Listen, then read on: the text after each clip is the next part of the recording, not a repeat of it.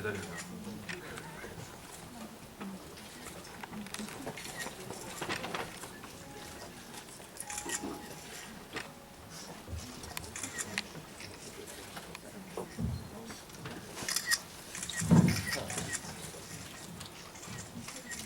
네, 안녕하세요.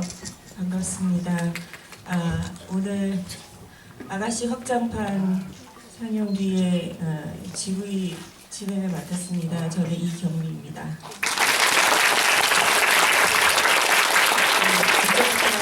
모두들 아시겠지만 크게 인사.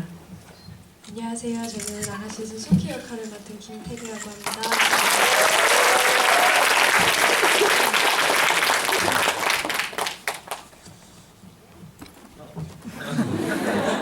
박사부입니다.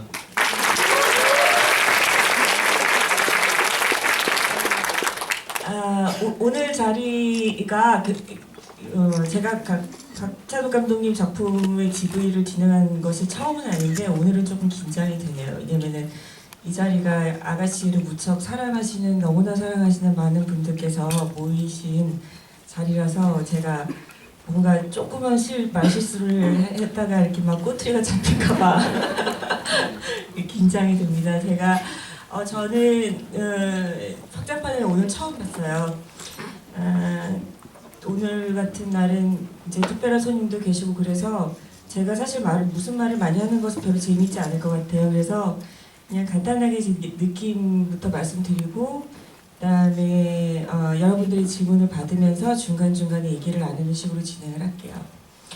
저는 일단 오늘 봤을 때 저는 많이 다르게 느껴지더라고요. 다른 분들은 어떠실지 모르겠는데 일단은 수키 나레이션이 처음부터 없다는 것이 굉장히 크게 느껴지던데요. 그래서 그런지 1부, 2부 수키랑 히데코에 대해서 좀 더 집중하면서 그들의 스토리를 따라가게 되는 그런 맛이 있었고, 그러다 보니까는 배드신 같은 경우도 처음 봤을 때는 귀엽게 느껴졌는데 오늘은 조금 더 뜨겁게 느껴졌던 이유는 그것 때문인지 모르겠지만 아무튼 오늘은 좀 되게 느낌이 좀 많이 달랐어요. 그리고 중간중간에 조금씩 늘어난 것들이 사실은 이게 그러니까 제가 기사로만 보기에는 한 26분 늘어났다고 읽었는데 그 26분이 이렇게 크게 다른 23분 그게 이것이 이렇게 자주 혼나요. 이렇게 크게 영향이 있구나라고 느껴질 정도로 오늘은 굉장히 좀 인물 중심으로 좀 더 따라가게 되는 그런 느낌이었어요. 예.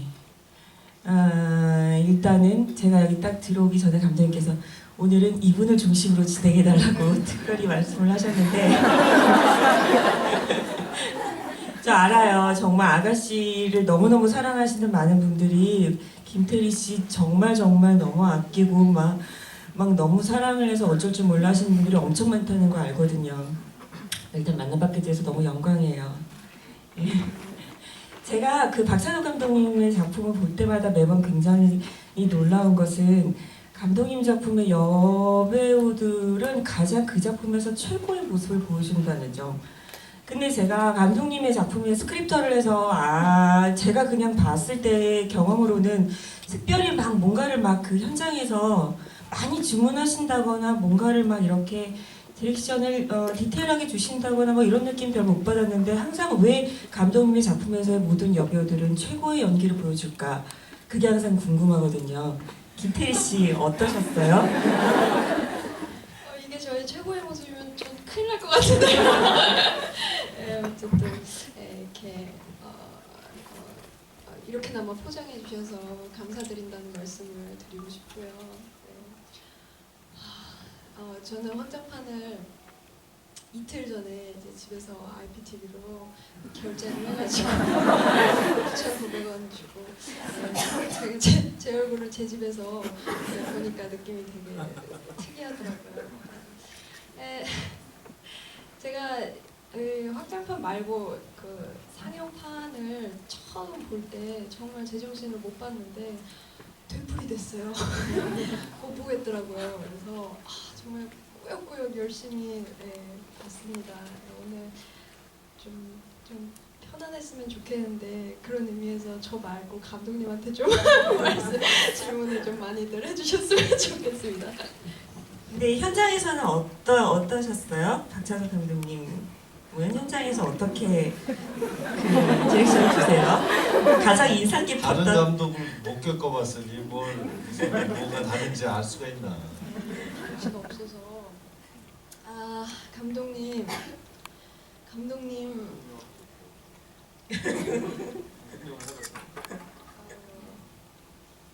그것도 너무 오래된 일이라서 감독님 하는 거 너무 좋았어요. 일단 감독님 대화하는 거를 저도 너무 좋아하고 감독님도 좋아해 주셔서 같이 뭐 쓸데기 없는 얘기들 많이 하니까 마음도 많이 편안하고 네, 굉장히 편안하게 잘 해주셨습니다. 그런 거 말고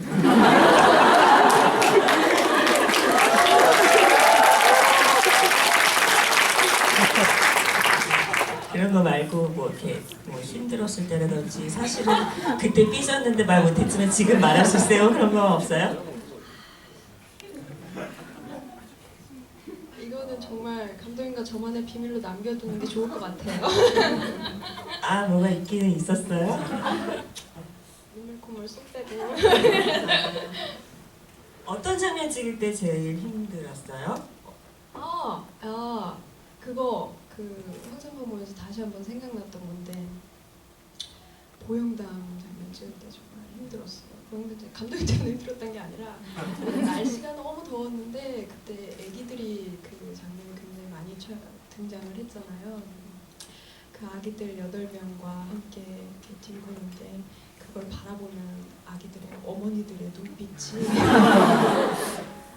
너무 힘들더라고요. 막 그래서 그날 정말 멘탈 붕괴가 굉장히 심했던.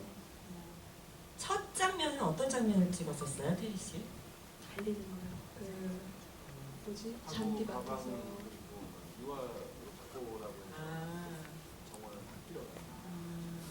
근데 제가 영화 보면서 그때 예전에 요 전에 뭐지? 확장판이 아닌 판? 예, 개봉판을 봤을 때도 그 테리 씨, 그러니까는 그 수키의 첫 등장은 이제 그 아기 안고 이렇게 헤어지는 것이었는데 저한테 수키의 첫 등장은 어떤 모습이었냐면 아가씨 방을 이렇게 훔쳐보다 놀래서 자기 침대 안으로 들어갔다가 신발 하나 나중에 벗고 이러는 동작, 그러다가 아가씨가 방에 소리 지르니까 뛰어나올 때 이렇게 우당탕탕하는 그런 모습이 저한테는 그러니까 수키의 첫 등장이었거든요. 근데 오늘 다시 보니까 저는 그 장면이 너무 좋아요. 머리가 막 귀신처럼 막 이렇게 해가지고 막 몸을 되게 막 아무렇게나 사내아이처럼 막 쓰잖아요. 우당탕탕 침대에서 떨어질 때 그 밑에는 매트리스가 깔려 있었죠.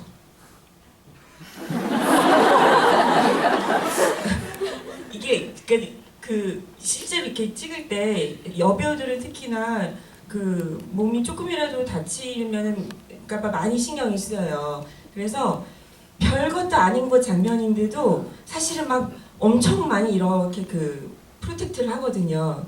그래서 되게 수키의 그 첫 등장에 그것은 어떻게 찍었을까 궁금해요. 있었어요. 그쵸? 매트리스. 네. 조금 얇았는데 있어요. 예. 그 첫 장면, 첫 출연할 때 마당을 뛰는 것처럼 그렇게 뭐 히데코가 소리 지르니까 달려오고 이럴 때 그 몸을 크게 놀리는 거잖아요. 우리 스태프사에서는 테디가 뜻밖의 몸개그에 능하다라는 평가들이 높았죠. 뭐 이렇게 팔, 다리 막 이렇게 쓰는 게 그런 걸로 많은 것을 표현할 줄 아는 그래서 좀 놀랐어요. 그 맞아요. 그래서 대사가 없어도 그 걸음걸이나 이렇게 그런 동작만으로도 캐릭터를 보여줄 수 있거든요. 근데 그런 면에서 봤을 때 그 처음 영화 봤을 때 수키의 첫 등장은 너무나 인상적이었어요. 이 캐릭터를 한순간에 그냥 딱 뭔가 이런 사람인 것 같다라는 느낌이 굉장히 호감을 느끼게 했거든요. 그래서 궁금한 것이 오디션을 봤을 때는 그 테리 씨가 어땠나요? 어떤 모습에서 이렇게 딱 후킹이 되셨나요? 그냥 자기 할 말을 다 한다는 것이 제일 좋았어요. 그때는 뭐 몸놀림 그런 것까지 볼 별로는 없었고 대사 위주로 했는데 뭐 일단 그 자기 해석이 있고 그냥 틀에 박힌 누구나 할 것 같은 식으로 안 하고 그다음에 이제 대사하는 거 연기 말고 그냥 이제 대화를 나눠봤을 때 그때 지 할 말은 다 하는 사람이다. 그래서 그런 것은 굉장히 배우에게 중요한 자질이고 그냥 네 그리고 네 뭐 몰라요 뭐 이러고 그런 사람이 아니어야 연기를 잘하죠. 그래서 그건 뭘 얘기하는 거냐면은 자기 해석을 할 줄 아는 사람일 가능성이 높다는 거고 그것은 다시 말하면 이제 독창적인 연기를 할 줄 안다는 얘기겠죠. 그러니까 그런 점을 높이셨습니다. 네, 그런 것 같아요. 이렇게 저도 오디션을 많이 보면은 의외로 연기를 잘하시는 분들은 굉장히 많은데 정작 뭔가 이렇게 딱 후킹이 되는 순간은 그것과는 다른 어떤 지점들이 항상 있는 것 같아요. 그게 어떨 때는 굉장히 사소한 어떤 동작일 때도 있고요. 뭐 무슨 이상한 소리를 낼 때도 있고 이런 식으로. 근데 그것은 또 생각해 보면은 내가 배우의 그런 어떤 것에 딱 후킹이 됐을 때 이건 나만 후킹되는 게 아니라 다른 사람도 될 수 있다는 거거든요. 그런 것들이 이렇게 보석같이 이렇게 탁 캐치되는 그런 순간들이 되게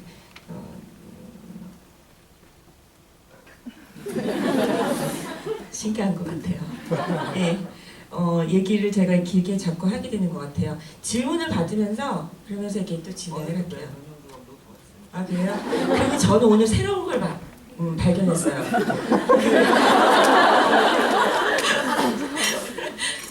처음 봤을 때는 제가 그렇게까지 그 부분을 인상 깊게 느끼지 않았는데 두 번째 보니까 각 인물들이 더 자세하게 보이더라고요. 그러면서 저는 오늘 볼 때는 2부에 이렇게 막 몰아치는 것에서 굉장히 격정적으로 올라가면서 3부가 또 굉장히 흥미롭게 다가왔어요. 코우즈키는 처음 봤을 때는 못 느꼈는데 이번에 백작한테 이 집에서 네가 접근했을 때 반응하지 않은 단 한 사람이 누구냐라고 물어보면서 사사키 부인을 자꾸 집착하잖아요. 그 대사에서 코우즈키는 뭔가 아주 건강한 활동을 못하는 남자인 것 같다라고 생각이 들었거든요. 그것은 맞는 설정인가요? 예, 그래서 확장판에 새로 들어간 이제 지하실에서 좀 늘어난 부분에 그런 대사가 있죠. 히데코는 내가 따먹지 않고 가지에 둔 복숭아야. 물론 백작이 먹는 복숭아하고 연결된 거지만 언젠가 내가 그걸 따먹었겠나? 아니지. 이런 얘기를 하는데 그런 것도 다 그것과 연결된 얘기죠. 네, 그러면서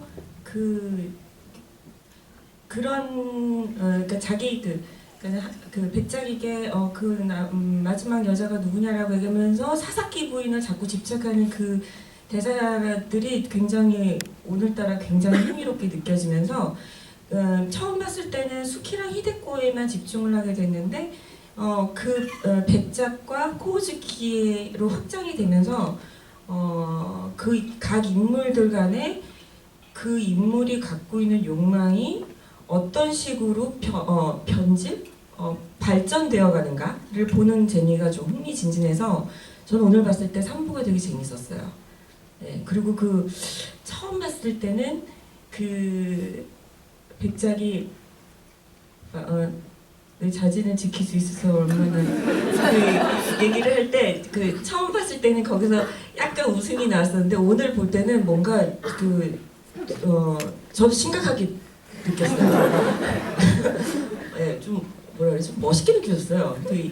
좀 뭔가 끝까지 자기 나름대로 자기가 갖고 있는 자기만의 존엄성을 지키려고 애쓰는 마지막 몸부림 그런 것들이 좀 되게 매력적으로 느껴지더라고요. 그래서 할 때는 또 나는 다르게도 보일 때도 있어요. 좀 자조적인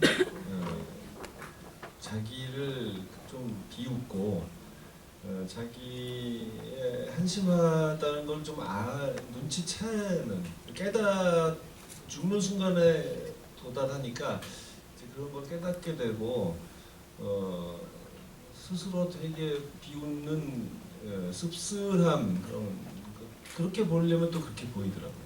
네, 맞아요. 그런 것도 느껴졌어요. 그리고 오늘 보니까 그 백작이 히데코를 본인은 사기꾼이고 그래서 동업자에게 사랑에 빠진다는 것은 이라는 자기 논리를 세우고 있지만 처음부터 좋아했다라고는 것이 느껴졌거든요. 히데코에 대한. 그리고 마음이 자기가 히데코를 향하는 마음이 내가 이러면 안 되는데 나는 이런 식은 아닌 건데라고 하면서도 그 논리를 억지로 만들어가면서 늪으로 빠져가는 그 인물이 나름대로 상당히 비극적이고 안타깝더라고요. 어떠셨어요? 예. 예. 제가 사실 지금 좀 넋이 나가 있는 것 같아요. 예, 저는 백장님 캐릭터는 좀 처음 시나리오를 읽을 때부터 되게 뭔가 마음이 조금 갔었어요. 그래가지고 나중에 왜 이렇게까지 이렇게 그 사람을 이렇게 거기까지 가는지가 저 스스로 조금 궁금해서 많이 좀 생각을 많이 해봤었던 기억이 있네요. 말씀하신 거에 다 동의하고요. 네, 정우 선배님, 정우 선배님 보고 싶네요.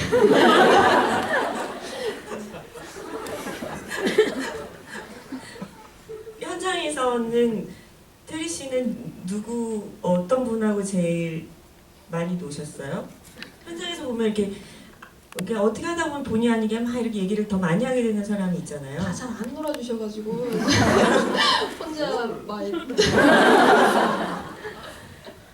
감독님이 많이 놀아주셨어요. 조금 감독님 혼자 있을 때 보이면은 좀 가가지고 괜히 말 걸고 좀 그러면서 좀 그랬어요. 그리고 해수 선생님도 이제 해수 선생님 많이 안 나오시니까 가끔 볼 때면 또 반갑게 계속 붙어 있고 그랬죠. 현장에서 근데 되게 사랑을 많이 받으셨을 것 같은데 왜 그런 사람 있잖아요. 되게 매력적이고 사랑스러운데 자기가 사랑스러운지 모르는 그런 사람. 그런 사람이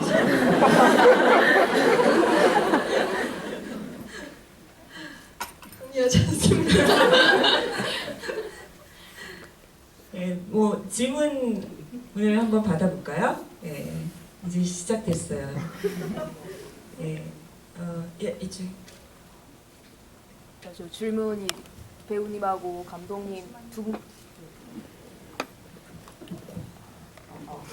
한 분이 질문을 한 개씩만 여러분한테 기회를 드리기 위해서. 네, 그 연출에 관해서 여쭤보고 싶은 게 있는데요.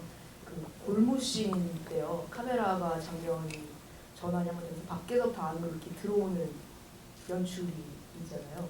그 연출에 혹시 의도가 있으신 건지. 아이고, 꼼꼼하게 또 보셨네요. 네, 거기가 좀 이상했나요? 나는 좀 좋아하는 부분 중에 하나인데 그 두 사람을 보여주다가 갑자기 카메라 다른데 가니까 그러다 또 이제 카메라가 후진하면서 다시 두 사람 모습이 화면에 들어오게 되죠.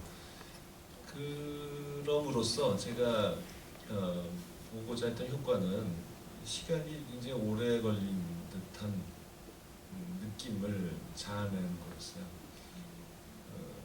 이 사각거리는 소리, 숨소리 두 사람의 그것은 계속 이어지고 있고, 근데 이걸 언제까지나 계속 뭐 10분, 20분을 보여줄 수도 없는 노릇이고 그 일을 간다는 게 그렇게까지 뭐 오래 할 일도 아니고 두 사람이 보여줄 표정이나 감정 같은 것은 다 표현됐고 하니까 근데 이 두 사람이 이런 햇빛을 받으면서 그런 향기를 맡으면서 물소리 이렇게 조용하게 잔잔하지만 찰랑찰랑하고 숨소리 뭐 그런 감각적인 그막 오감이 다 그 최고조로 이렇게 흥분된 상태에서 그걸 오래 누리고 싶은 마음이 있을 거라고 봤고 그래서 카메라 엉뚱한 데를 갔다가 이렇게 쓱 빠지면서 이 시간이 굉장히 이것은 두 사람의 심리적인 시간일 수도 있는 거죠. 그 효과를 보려고 했고 제가 그 장면을 좋아하는 이유 중에 또 다른 것은 그 방, 히데코 방의 한 부분이 거기에 뭐 벽지나 가구나 노인 소품이나 그리고 이렇게 광선이 이렇게 들어와서 생기는 그 그림자나 이런 것들이 묘하게 그 페르메르의 그림의 어떤 한 부분을 떠올리게 했어요 나한테. 그래서 그런 안락하고 평화로운 그리고 시간이 멎은 것 같은 그런 행복감을 좀 느끼곤 합니다. 그 장면을 볼 때. 저는 거기서 그 사탕 있잖아요. 사탕이 실제로 그렇게 비슷하게 생긴 사탕이 있는데 실제 제작한 건가요? 아니면 그게 제작했나? 어디서 모르겠네. 그게 그 시대 고증을 해보니까 예, 그런 게 있었고 예. 그 고증에 근거해서 주문을 했는가? 이걸 막 나무 막대기고 비슷한 사탕 중에 달고나가 있는데 제가 좋아하거든요. 그 영화에서 좀 작게 생기는데 그래서 그 장면 볼 때마다 달고나 사탕의 그 맛이 생각이 나면서 이렇게 미술 감독님 뭐죠? 주문했나요? 제작했죠. 제작한 거죠. 근데 그것을 요즘에 살 수가 있다고 하던데 맞나요? 예, 그러면 그 영화를 위해서 만든 것인데 이제 생산을 계속 하는 모양이다. 아 저기 있네. 네. 미술 감독님께서 거기 같이 계세요. 류성희 미술 감독님.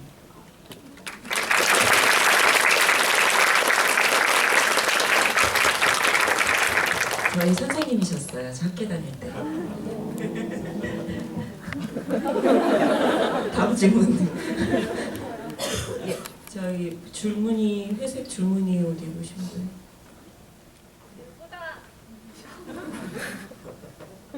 일부에서 그 스키가 이모부 환경도 갈 때 지하실을 가라고 말하는데 일부에서는 스키 시점이라서 그게 안 들릴 것 같은데 나오는 혹시 이유가 있을까요?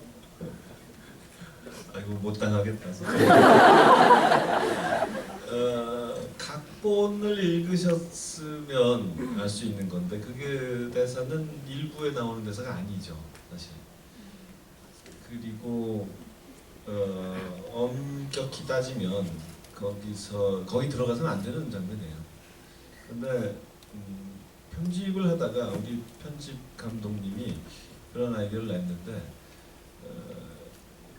엄밀히 따지면 안 되지만 여기서 관객이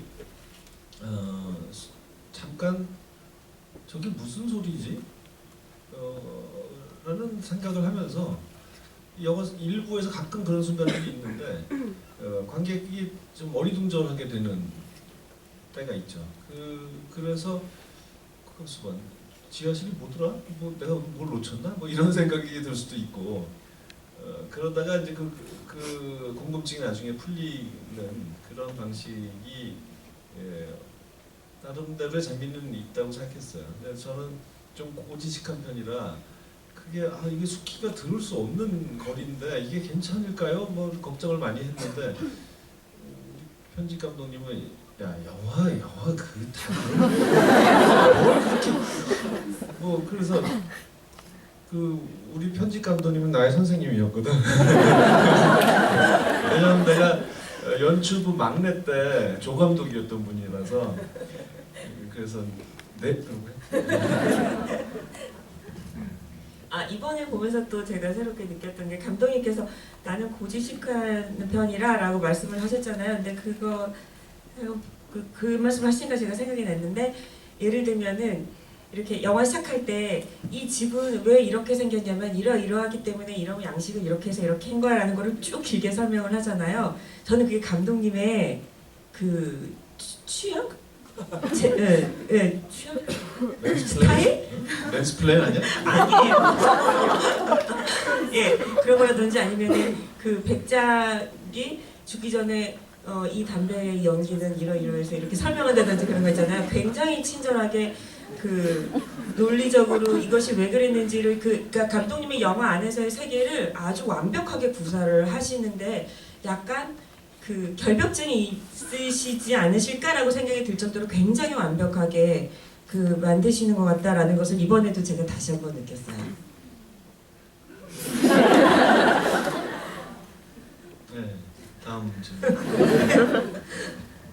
예, 그게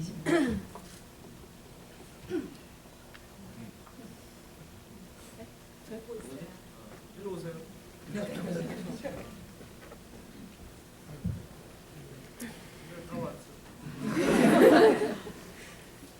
제가 원작 핑거스미스를 읽어보지 않아서 말씀드리는데 그 조진웅 씨가 그 코지키가 초반에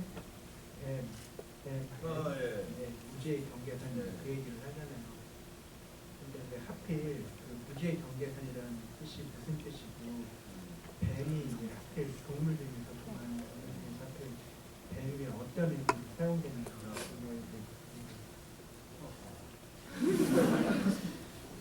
기억을 되살려봐야 되겠는데 일단 원작에서는 그것은 손가락이죠. 손이죠, 손. 그죠? 그래서 어디 가리키는 건가? 그지? 그거였고 그다음에 무지의 경계선이다라는 것은 제가 원작에서 가져온 남겨둔 그런 많지 않은 대사 중에 하나예요. 그 표현이 좀 마음에 들었어요. 그거하고 뭐 그 이모부가 그 햇볕을 허락하지 않았다 이 고장에 뭐 그런 표현도 마찬가지인데 그 이제 이 지식의 어떤 그 보고 같은 곳이잖아요 이 서재가. 그래서 그 선 안으로 들어오려면 그런 교양과 지식을 갖추고 그것에 대한 욕망을 가진 사람이어야 하는 거죠. 그런 자격이 필요한 거죠. 그래서 그것을 못 갖춘 사람, 그 자격이 없는 그런 면허증을 못 낸 사람은 일로 들어오면 안 되는 거예요. 이 선. 그래서 무지와 지식의 경계선인 거죠. 그리고 뱀으로 바꾼 것은 그냥 뭐 손은 뭐 재미없잖아요. 이게 이 뱀이 좀 징그럽고 그래서 어차피 이게 저는 이것이 나중에 수키에 의해서 박살이 나 줘야 되는 물건이라 그것이 박살날 때의 그 즐거움이 있어야 된다는 거죠. 근데 그게 손이라든가 뭐 그냥 뭐 어떤 그냥 기하학적인 뭐 지시 방향 지시 뭐 그런 거라든가 그것보다는 흉물스럽고 또 남성의 느낌이 들고 그런 또 이 금단의 지역이라는 느낌에서의 그 성서적인 레퍼런스도 있고 그런 여러 가지로 봐서 이게 무지의 경계선의 표시로서의 구실도 할 수 있지만 나중에 수키가 그것을 박살냈을 때 쾌감도 클리라고 본 겁니다. 그거 만드느라고 힘들었어요. 그게 모양이 잘 나와야 되는데 딱 서 있어야 되고 근데 그 또 박살났을 때 또 질감도 맞아야 되고 하니까 독이 느낌을 만든다고 이제 미술팀도 힘들었고 나중에 또 CG의 도움도 많이 받았고 수키가 그 막 도서관에 책들을 막 이렇게 찍잖아요. 근데 책 이렇게 찍고 이렇게 하는 분해하는 게 생각보다 어렵잖아요. 그래서 수키가 책 찢을 때 막 답답했거든요. 근데 갑자기 배를 쫙 하니까는 딱 통쾌하더라고요. 예.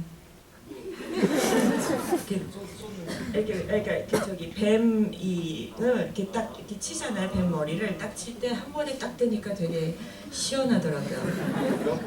할 때 정말 너무 답답했어요. 책이 조금 질기고 약간 오래된 것들이다 보니까 저도 정말 잘 찍고 싶었는데 생각보다 잘 안 찢어져가지고 하여튼 열심히 했는데 그 뱀 대가리 하는 것도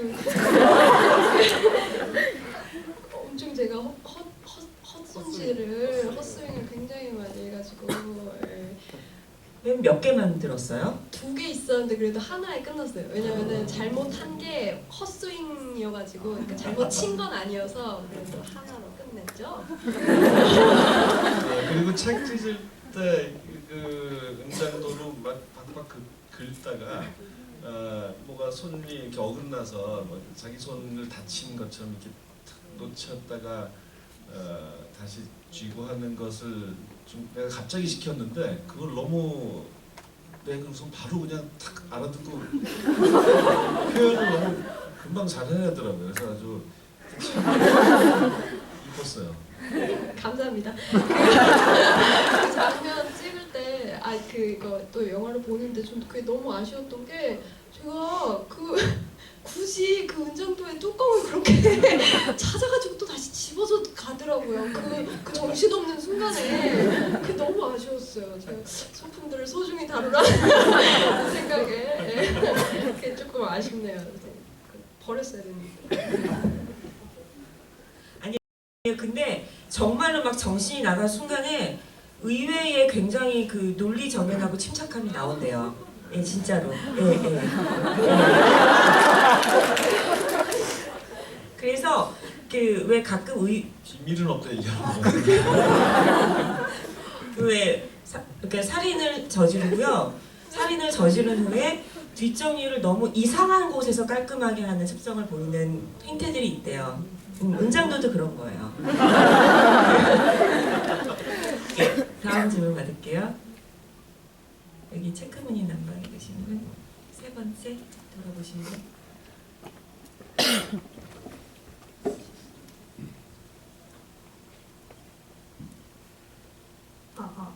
그 하정우 씨가 김태리 씨한테 가짜 동정 주는다는 거 있잖아요. 제가 알기로 이게 추가된 네, 근데 왜 하필 알아차리게 뻔한 가짜 동정을 줬고 김태리 씨는 그렇게 화를 내면서 이렇게 그 의도가 뭐지?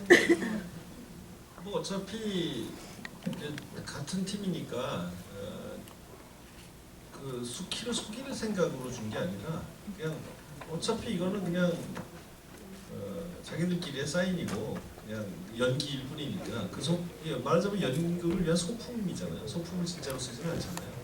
그러니까 진짜여도 되고 가짜여도 되는데 그냥 뭐 백작은 뭐든지 다 그냥 가짜 그 정체성 자체가 가짜니까 그렇게 해서 그렇게 준 거고 그걸 가지고 수키가 화낼 줄은 몰랐겠죠. 그것도 원작에서 가져온 얘기였던 것 같아요, 내 기억에는. 그리고 또 질문이 뭐였더라? 그러니까 뭐 수키는 백작의 그런 가짜란 모든 게 다 가짜인 놈, 그런 사기꾼 뭐 이런 모습을 되게 경멸하는 애초부터 마음에 안 들어하는 사람이었던 거죠. 각본 보시면 그 처음에 보영달에 등장할 때부터 수키가 속으로 생각하는 거 나오거든요. 그러니까 다른 여자들은 다 저 여자한테 사족을 못 쓰지만 나는 아니다. 네, 여기 저기 까만색 말씀하신 분. 네. 네, 안녕하세요. 저 김태리 배우님한테 지원하려고 하는데요. 후시노공이 많았다고 들었는데 후시노공 때 안 힘들으셨는지 궁금해서 거의 처음 아니신 건가요?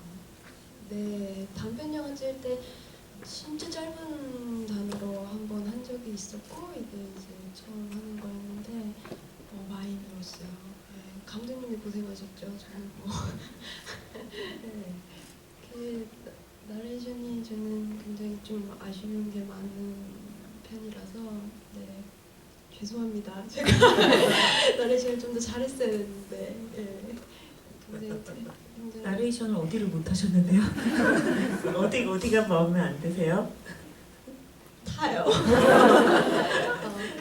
거기서 경험은 되게 특별했어요. 거기가 되게 완전 그냥 막혀 있고 여기 조그만 구멍으로 이제 저기 하시는 감독님이랑 하시는 스태프분들 앉아 계시는데 그래서 이 넓은 공간을 혼자 막 쓸 수 있어가지고 막 고함 지르고 막 체조하고 막 옆에서 그러고 있었던 기억이 나네요. 잘했어. 그 과정에서 시간은 좀 끌었고 반복해서 한 것도 많긴 했지만 또 한번 했다가 좀 아니다 싶어서 다시 모셔서 맞아요. 아니 모신 게 아니라 선배님들 하는 거 구경하려고 왔다가 너 잘 왔다 이러면서 들어가라. 네, 그렇게 좀 과정은 힘들었어도 결과는 잘 했다고 생각해요. 나레이션뿐만 아니라 그냥 소리 내서 하는 대사들도 후실을 한 게 많았는데 다 잘 했어요. 뭐 좋지 않았으면 이렇게 하지 않았겠죠.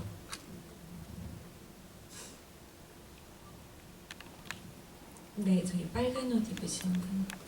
베이션이라고 생각을 했는데 제가 하는 소리를 듣고 되게 놀랐거든요. 근데 보통의 사람들은 그거를 표현을 하지 않잖아요. 다 속으로 얘기를 하지. 그래서 그게 되게 궁금했던 게 아니 이게 원래 나츠키라는 캐릭터는 뇌를 거치지 않는 사람 아니면 뭐 이제 사기에 취해서 자기도 모르게 이렇게 얘기를 하는 건지 아니면 이제 반한 거에 대한 그래도 마음이 표시인 건지 아니면 새 다인 건지 그러니까 어떤 의도가 있으셨을 거라고 생각하는데 그게 뭔지 여쭙고 한번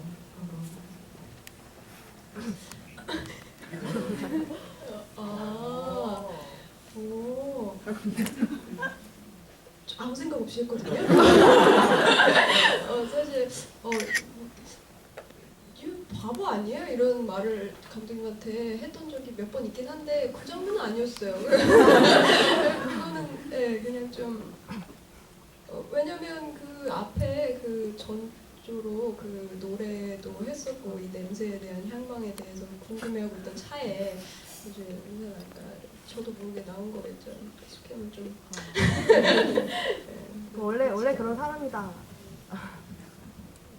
그게 저는 너무 자연스러운 일인데 저에게는 그게 이제 감탄이죠. 그게 이런 아가씨들은 이렇게 좋은 향수, 이렇게 좋은 뭐 방향제, 뭐 여러 가지 꽃과 향료 이런 것들을 사용해서 이렇게 사치스럽게 사는구나라는 것에 대한 감탄이기도 하고 또 뭐 하여간 이 기막힌 향기가 어디서 이제 야 여기서 온 거구나라고 하는 그 감탄을 자기도 모르게 입 밖으로 낸 건데 그건 뭐 상대방을 욕하는 내용도 아니고 얼마든지 들리게 말할 수 있다고 생각합니다.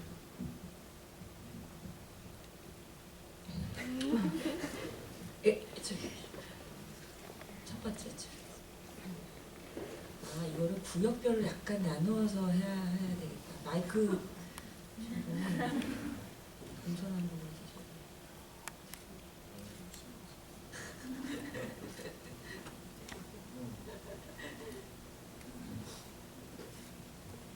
네. 일단 아가씨 영화의 주인공이 일단 히데코랑 수키인 만큼 두 분의 사랑이 좀 많이 부각이 됐잖아요. 근데 저는 둘 중에 누가 먼저 좀 사랑에 빠지게 됐을까 아니면 동시에 빠지게 된 것일까 이런 거에 대해서 좀 고민을 해봤는데 제 생각에는 첫 만남에서 이제 히데코도 스키를 한 번에 잘 쳐다보지 못하고 약간 끊어서 보고 그리고 스키도 약간 아 이렇게 예쁜 줄 알았으면 미리 말해줬을 걸 뭐 이런 속으로 대사를 되뇌이잖아요. 그런 측면에서 둘 다 첫눈에 약간 미묘한 게 있지 않았나 싶었는데 테리 배우님께서는 언제 그런 그 둘 중에 누가 빠지게 된 건지 사랑에 테리는 언제, 수키는 언제 빠진 건지.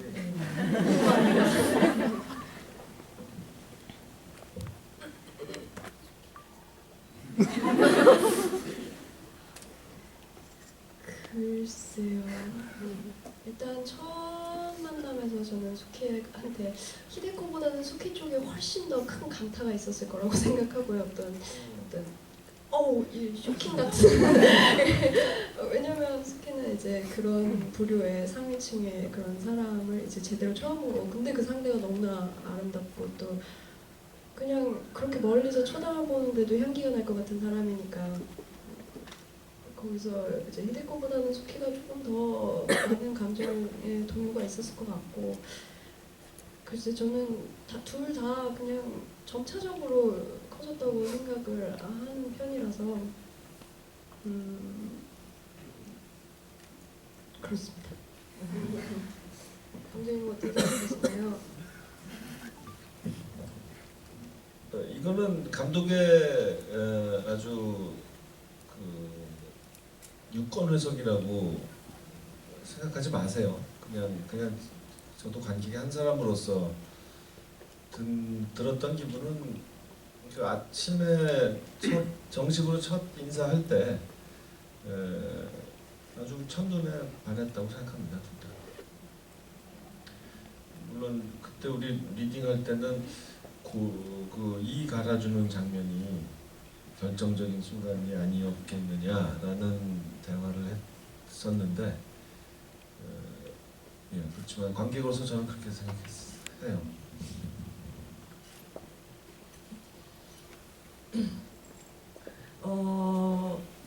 저기 하나 둘 세 번째 줄에 계시면 저분. 예.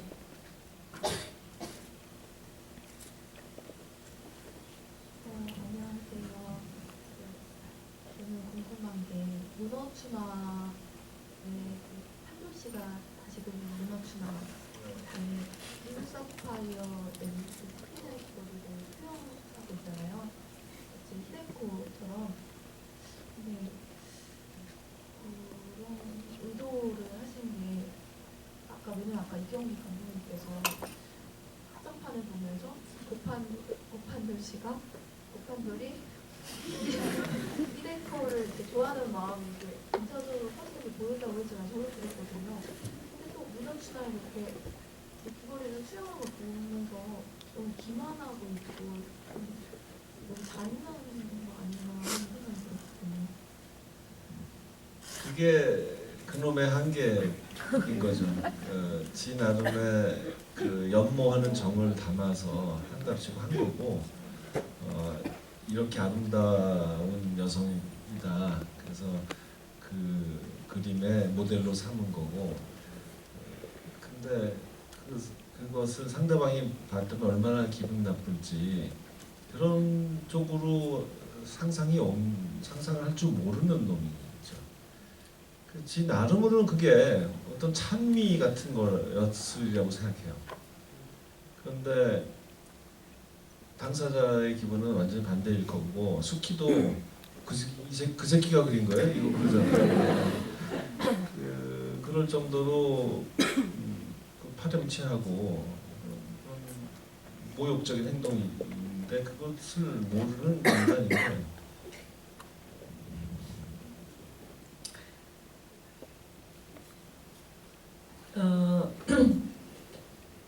네, 여기 왼쪽에 분홍색 옷 입으시면 질문을 하시고 싶으신 분이 너무 많아가지고 저는 찾고 있어요.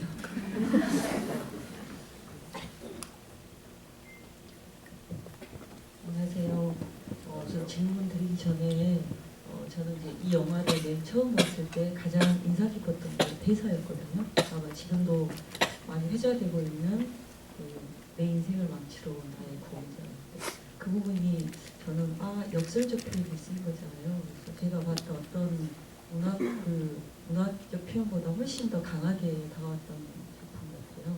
이제 또 하나 꼭 말씀드리고 싶었던 게 영화 한 편이 정말 사람들의 삶을 행복하게도 하고 설레게도 할 수 있다는 걸 아마 이 아가씨라는 작품이 보여주고 있지 않나라는 생각이 들어서 지금 감독님도 계시고 배우도 계신데 너무 감사하다는 말씀을 드리고 싶고요. 근데 정말 제가 하고 싶었던 질문은 그 발 마사지 장면에서 그 수키가 히데코의 대사를 듣고, 그러니까 사랑 고백을 듣고 눈을 이렇게 감았다가 뜨는 장면이 있는데 과연 그 심리가 나는 너를 사랑하지만 내 임무를 위해서 이걸 포기해야 된다는 그 심리인지 이렇게 정확하게 그게 조금 김태리 배우님께서 연기하실 때 어떤 디렉션을 가지고 어떤 마음으로 연기하셨는지가 궁금하고요. 또 하나는 마지막으로 딱 하나가 이 영화를 처음 본 게 아니고 여러 차례 보면서 제가 혼자 들었던 의문이 과연 이 영화는 해피엔딩으로 끝이 났는데 왜 영화가 마지막에 이 장면이 끝나고 이렇게 자막이 올라갈 때마다 마음이 뭔가 애잔하고 쓸쓸한 느낌이 드는지 김태리 배우님은 왜 이렇게 이 영화를 보는 많은 분들이 이렇게 생각하시는지 한번 생각을 좀 듣고 싶습니다.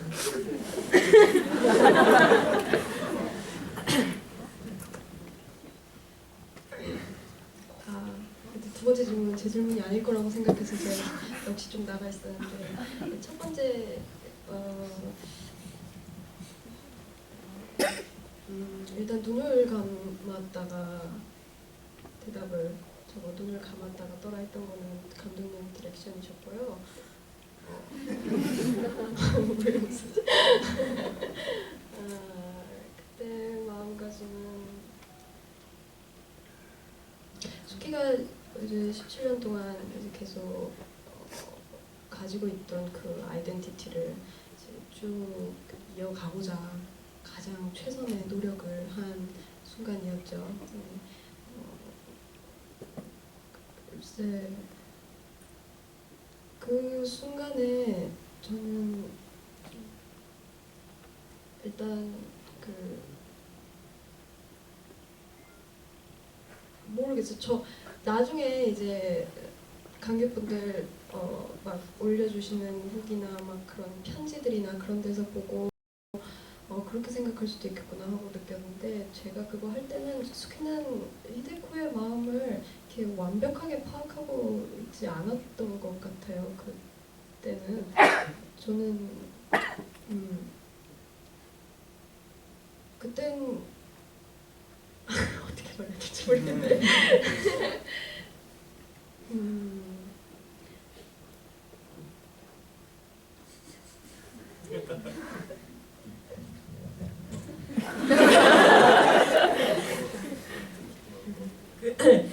잠깐 여담을 하자면은 저는 그 부분의 대사가 되게 로맨틱하게 느껴지는데 이렇게 질문해도 되는 거잖아요.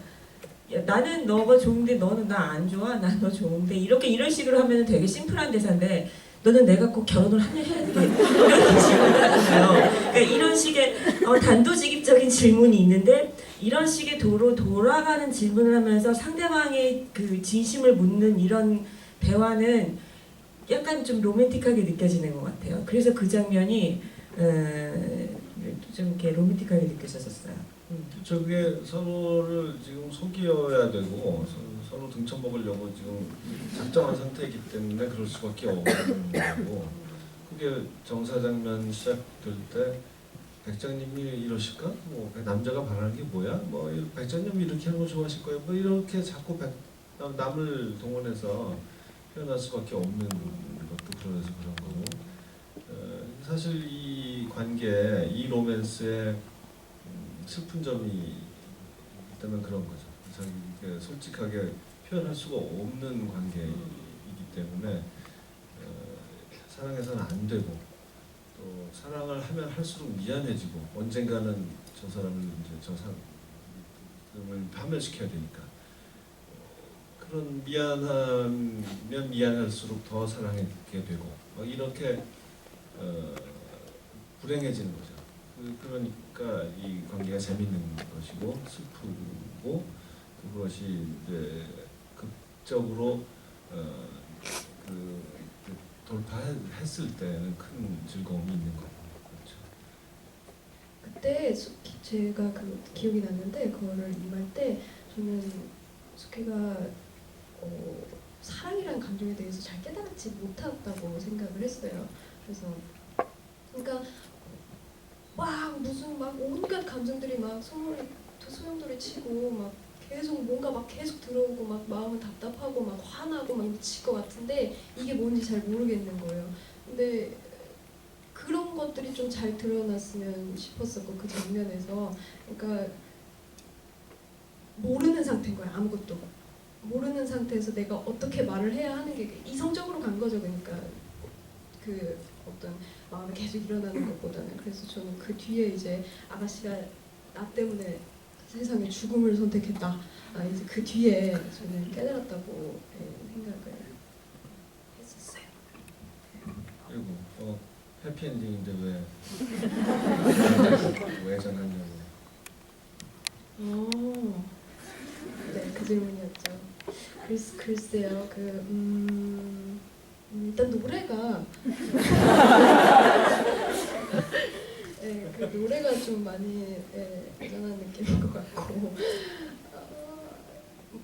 뭐 거친 바다도 있고 그 이제 망망대해 같은 느낌도 있고 이제 그 두 사람이 앞으로 어떻게 될지에 대해서 이제 뭐 전혀 답이 없이 끝나는 거니까 일종의. 그래서 그런 느낌이 들지 않을까 싶습니다.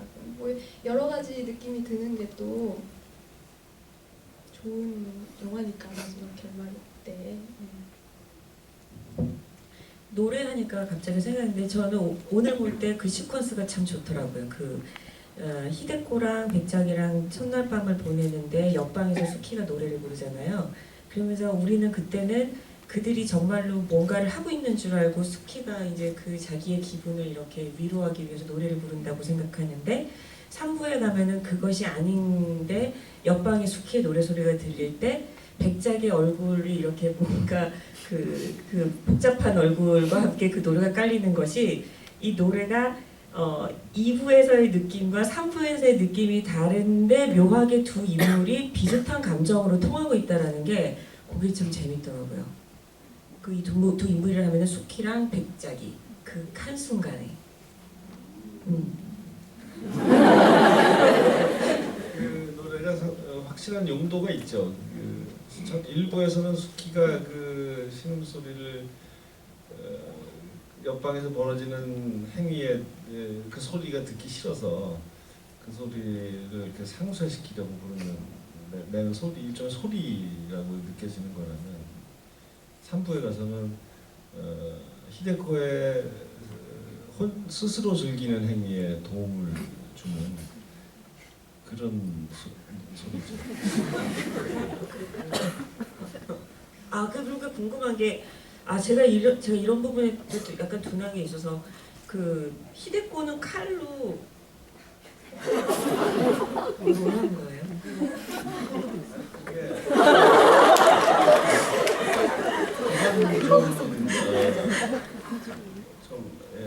사실 그런 의도는 없었고 그냥 칼을 쥐고 있어야 백작이 함부로 덤벼들지는 못할 테니까 꼭 쥐고 있는 거죠. 그렇기만 한 거예요. 네, 그럼 다음 질문 받을게요. 네, 저기 손을 번쩍 드신 하얀색 옷을 입으신 분.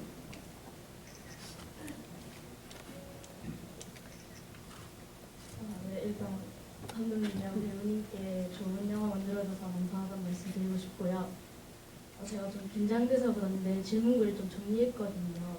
그래서 이걸 좀 읽어도 되니까요.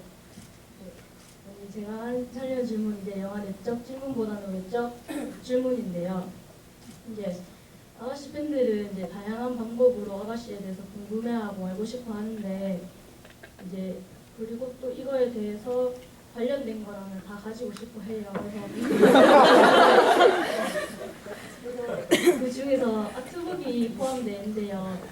저번에 어떤 분이 감독님께 아트북에 대해서 질문을 했는데 수요가 걱정돼서 발매를 못하겠다라는 그런 말씀을 하셨잖아요. 그래서 제가 감독님의 마음을 긍정적으로 세차게 흔들기 위해서 수요를 조사해봤습니다.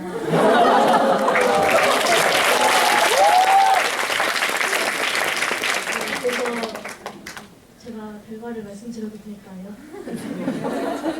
일단 이거는 설문조사는 24일부터 오늘 저녁까지 이렇게 아가씨 갤러리에서 이제 진행할 거예요. 이제 그 짧은 시간 동안 지금 1,120명의 인원이 투표를 하였고 대략 1,400장의 수요가 나왔어요. 네, 그다음에 또 뭐 4명의 분은 뭐 기타 수량으로 응답하셨는데 4장 이상을 한다고 하는 분들이 이제 기타 수량에 투표를 하셨는데 그 중에서 7분 중에서 기타 수량에 지금까지 7분 중에서 2분은 수량을 맞출 때까지 내가 사겠다라고 네, 그래서 이건 일단 소수량이라 생각하시면 될 것 같고 그다음에 또 이걸 또 밑에 뭐 하고 싶은 말씀을 적어주세요라고 또 기타 사항에 의견을 했는데 이제 이 뭐야 벌칸상에서 미술상을 수상했으니까 꼭 내주세요. 그다음에 가격대는 내주기만 하면 일단 사겠다. 그다음에 아가씨에 대해서 다시까지 발라보고 싶어요. 이렇게. 네, 그리고 약간의 과장을 덧붙이자면 각본과 OST를 여러 차례 이렇게 팬들의 전적을 보시고 긍정적으로 생각해 주시면 이렇게라는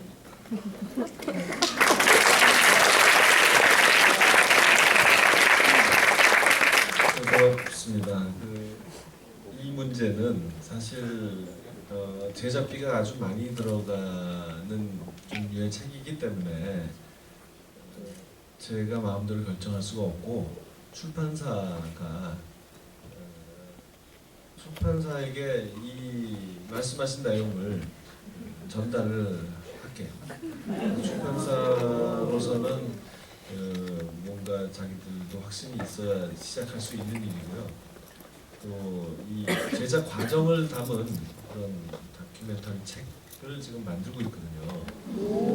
그래서 그 원래 계획은 거기에 이 미술 쪽에 많은 그 디자인과 사진들을 넣어서 그 아트북의 기능까지도 할 수 있는 그런 책을 만들자는 게 저희 취지이기 때문에 그런 그 책으로만 출판이 될 수도 있고요.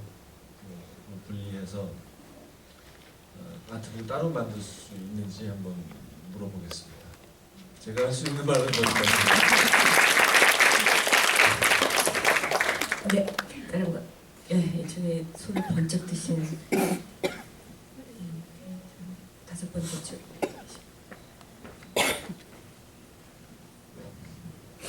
예, 감독님 좋은 영화 만들어주셔서 감사합니다. 고맙습니다. 다른 건 아니고 극중 배역, 특히 남자 배역들 이름에 대한 질문인데 그 감독님께서 언론 그 인터뷰 통해서 이제 이지미 히데코라든가 남부키 그 배역 이름의 유래에 관해서 말씀을 해주셨는데 후지와라 백작이라든가 코우즈키 노리야키 경우에는 그 말씀을 안 해주셨는데 하고 많은 일본의 성씨가 있는데 왜 후지와라 백작인지 그리고 코우즈키 노리야키는 그 한자를 보니까 상월인가 월상인가 이렇게 돼 있더라고요. 그래서 혹시 그 이름에 그 귀족이 되는 걸 추구하고 싶은 조선인의 욕망이 투영되어 있지 않나 이런 생각까지 해봤는데 혹시 남자 배역들 이름에 대한 유래라든가 그런 걸 좀 설명해 주실 수 있으세요? 감사합니다. 후지와라가 잘 생각이 안 나네. 그게 우리 그 번역을 해주신 그리고 대사 배우들을 선생님부터 해주신 이즈미 선생님하고 많은 논의를 했는데 리나 선생님도 같이 앉아서 많은 논의 그 김종대 PD라고 또 일본 쪽 파트를 맡은. 후지와라가 우선은 이제 유서 깊은 명문가의 느낌이라는 것이 일본인들에게는 딱 있더라고요. 그래서 특히 뭐 젊은 사람들은 잘 모를 수도 있는데 어느 정도 연배가 있고 좀 그런 쪽의 전공자들은 확실히 이런 이름이 품위가 있다. 이런 이름이 격이 높고 이런 이름이 좀 오래된 그 명귀족의 이름이다. 성이다. 라는 게 있어서 아주 자기 일본인들끼리는 잘 통하더라고요. 후지와라 어떨까? 와, 그거 좋네요. 뭐 이런 식으로 그랬을 때 거기에 어떤 뭐 제가 다른 어떤 비유나 그런 것을 상징이나 그런 것 때문에 선택한 이름 같지는 않네요. 지금 현재 기억으로는. 코우즈키는 역시 이제 그런 조건을 충족시켜야 되고요. 그리고 상월교명이죠. 한 우리나라식으로 발음하면은 뭔가 이게 이제 이 영화가 달 이미지를 많이 집중적으로 쓰고 있고 높은 달 이렇게 밝은 뭔가 이렇게 광명, 뭐 행복, 뭐 희망, 미래 이런 것을 교는 가르친다는 교자니까 그런 쪽을 이렇게 그런 방향으로 가르친다라는 그런 뜻으로 읽힐 수 있는 그런 한자의 배치이기 때문에 이 영화 전체에 그러니까 코우즈키 그런 캐릭터가 아니라 이 영화 전체를 이렇게 좀 압축하는 뜻으로 생각됩니다. 그런 뜻으로 지었고 고판도는 제주도의 고시가 3대 성 중에 하나고 판돌이 좀 아무렇게나 막 지은 이름 그냥 던지듯이 지은 그냥 붙여준 이름 우리 백작에게는 이 뒷동산에서 히데코를 끌어안고 입 맞추고 그랬던 게 참 중요한 순간이잖아요. 그에게는 그런 넓은 바위 판돌이가 좀 약간 그런 이렇게 판판한 넓은 돌 그런 인상을 일으키지 않을까 생각했어요. 여러 좀 아무렇게나 지은 것 같은 이름 중에 판돌이를 선택했습니다. 저희 영화의 그 여중생 중에 한 명 최미옥이라는 이름도 감독님께서 지으셨는데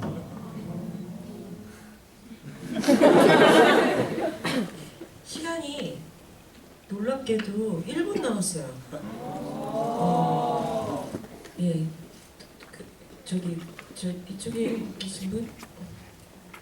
네, 1, 2, 3, 네 번째 줄. 아까 세기말의 노래가 얘기 나와서 질문드리는데요. 제가 원곡을 들어봤는데 원래 공창 아래 구준비만 날려라고 하잖아요. 근데 까마귀만 올 줄 알고 부르셨잖아요. 그 이유가 네, 제가 노래를 못해요. 그 장면이 저한테는 굉장히 큰 숙제, 모든 장면이 숙제였지만 그 중에 또 하나의 또 숙제여가지고 연습을 되게 많이 했어요. 혼자서 계속 중얼중얼거리면서 부르면서. 근데 제가 그걸 너무 늦게 깨달은 거예요. 그게 바뀌었다는 걸. 입에 너무 맞아버렸는데 그래가지고 그 스크립트 하는 언니가 테리 씨 이거 이렇게 바꿔야 되는데 하시는데 내가 언니 제가 진짜 생각해서 해볼 테니까 만약에 안 되면은 그것도 괜찮을 것 같아요. 근데 스크립트 언니가 감독님한테 가서 확인을 하셨나 봐요. 근데 감독님이 그 바꿔서 뭐 중복되지만 않으면 괜찮겠다 이렇게 말씀하셔서 그렇게 들어봤어요. 이게 뭐 해오화도 아니고 우리가 대중가요를 혼자 흥얼거릴 때 뭐 가사가 그렇게 정확하게 하는 거 아니잖아요. 그러니까 틀리면 어떻겠어요. 정확히 그렇게 합리화했습니다. 근데 자기가 노래 못한다고 자기 막 음치라고 처음에 그래서 노래 부르는 씬 막 겁에 질려 했었는데 나중에 할 때 보니까 잘하더라고요. 그래서 나중에 음악 감독도 조영욱 음악 감독도 그걸 듣고 이걸 뭐 나중에 주제가를 그러니까 이미 오는 소리 말고 그냥 테리가 부르는 세기말의 노래를 그냥 영화에 넣자고 그런 말을 할 만큼 매력적인 노래라고 탈락된 이유가 있겠죠. 마지막으로 한 번만 더 받을게요. 예, 저기 뒤에 하얀 옷 입으신 분.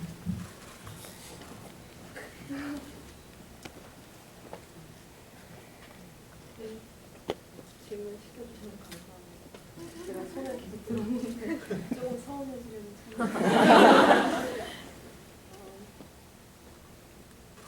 제가 질문드리고 싶었던 거는 그 일부에서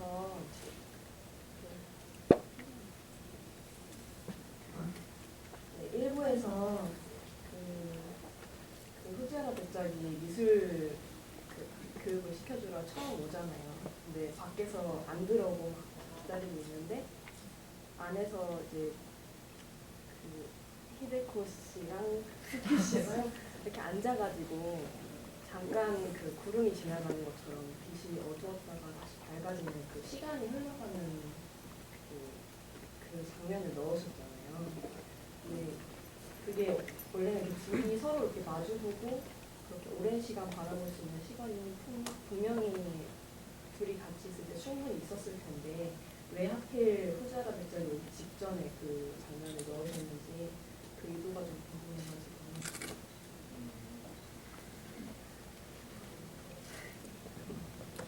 일부는 어디까지나 이제 관계가 벌이는 게임에서 영화 전체가 그런 가운데 일부는 관계를 이제 완전 속이고 가야 되는 거잖아요. 그래서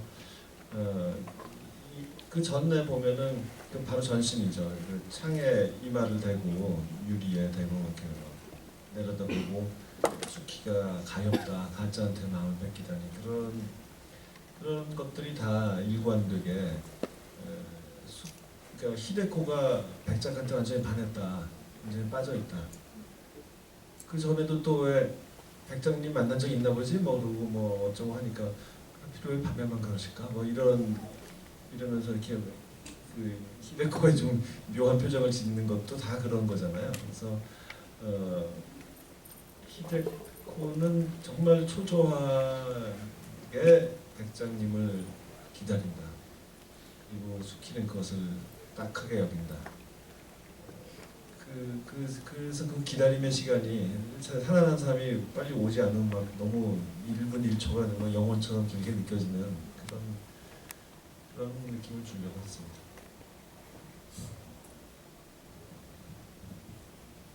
이제 시간이 다 됐죠.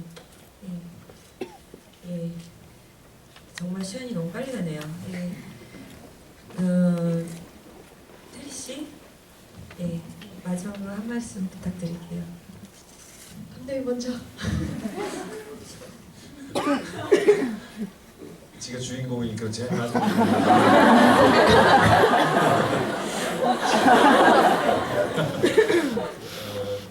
예, 뭐 언제나 그렇듯이 이번에도 여러분들 실물로 이렇게 만난다는 것이 참 감격스러운 일입니다.